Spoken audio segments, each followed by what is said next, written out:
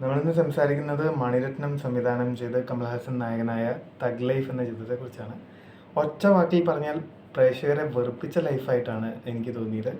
കാരണം മണിരത്നം ചിത്രം അല്ലെങ്കിൽ ഇത്ര വർഷങ്ങൾക്ക് ശേഷം മണിരത്നം കമൽഹാസനും ഒന്നിക്കുന്നൊരു സിനിമ എന്ന് പറയുമ്പോൾ നമുക്ക് ഒരുപാട് പ്രതീക്ഷകളുണ്ട്. ഇതിൽ ആദ്യത്തെ സീൻ തൊട്ട് തന്നെ പ്രേക്ഷകരെ വെറുപ്പിക്കുന്ന കാഴ്ചയായിട്ടാണ് തോന്നിയത്. കാരണം ഇത്രയും ലെജൻഡറി ആയിട്ടുള്ളൊരു സംവിധായകൻ, ഇത്രയധികം ചിത്രങ്ങളിൽ അഭിനയിച്ച ഒരു നടൻ ഒന്ന് ചേരുമ്പോൾ ഇത്രയധികം പ്രേക്ഷകരെ മുഷിപ്പിക്കുന്ന ഒരു സിനിമയാണ് സമ്മാനിക്കുന്നത് എന്നുള്ളിടത്താണ് ഭയങ്കര നിരാശപ്പെട്ടൊരു കാഴ്ചയായിട്ട് ചിത്രം മാറുന്നത്.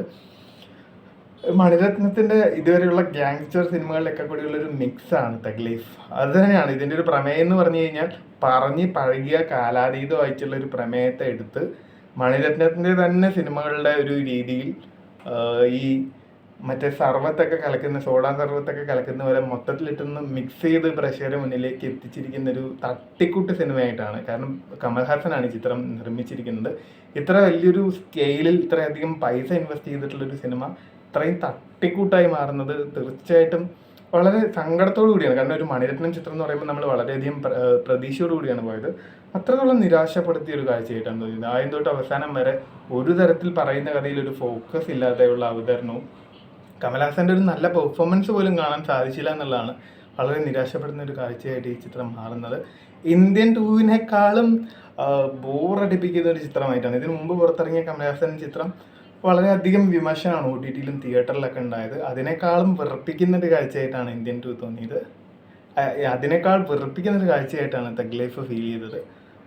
കാരണം പറയാൻ പോലൊരു ഒന്നുമില്ലാത്തൊരു പ്രമേയം, ഒരു സാധാരണ റിവെഞ്ച് എന്നുള്ളൊരു പ്രമേയം, അത് ഒട്ടും ഒരു ക്യാരക്ടറായിട്ട് നമുക്കൊരു ഇമോഷണൽ കണക്ഷൻസ് ഉണ്ടാവാതെ, ഇതിലെ പ്രധാന കഥാപാത്രത്തെ അവതരിപ്പിച്ച് കമൽഹാസൻ്റെ ക്യാരക്ടറായിട്ടും നമുക്കൊരു ഇമോഷണൽ കണക്ഷൻസ് ഉണ്ടാവുന്നില്ല, ചിമ്പുവിൻ്റെ ക്യാരക്ടറായിട്ടും ഇമോഷണൽ കണക്ഷൻസ് ഉണ്ടാവുന്നില്ല.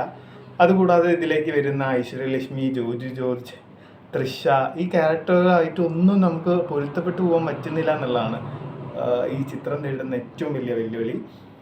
ഈ ഒരു കോർ ഐഡിയ എൻഗേജിങ് ആയിട്ട് പ്രസൻറ്റ് ചെയ്യാമായിരുന്നു. പക്ഷെ സാധാരണ മണിരത്നം സ്റ്റൈൽ തന്നെയാണ് നമ്മൾ ചെക്കച്ചിവന്തവാനും നായകനിലൊക്കെ കണ്ടിട്ടുള്ളൊരു മേക്കിംഗ് സ്റ്റൈൽ തന്നെയാണ് ഈ ചിത്രത്തിലും ഉപയോഗിക്കുന്നതെങ്കിലും ഒട്ടും രസമില്ലാതെ, ഇതിലെ ഫൈറ്റ് കൊറിയോഗ്രാഫിയൊക്കെ വളരെ വളരെ ക്വാളിറ്റി ഇല്ലാത്തൊരു രീതിയിലാണ് അപ്രോച്ച് ചെയ്തിരിക്കുന്നത്. വളരെ നിരാശപ്പെടുത്തിയ ഒരു സംഭവമാണ് ഈ ചിത്രം.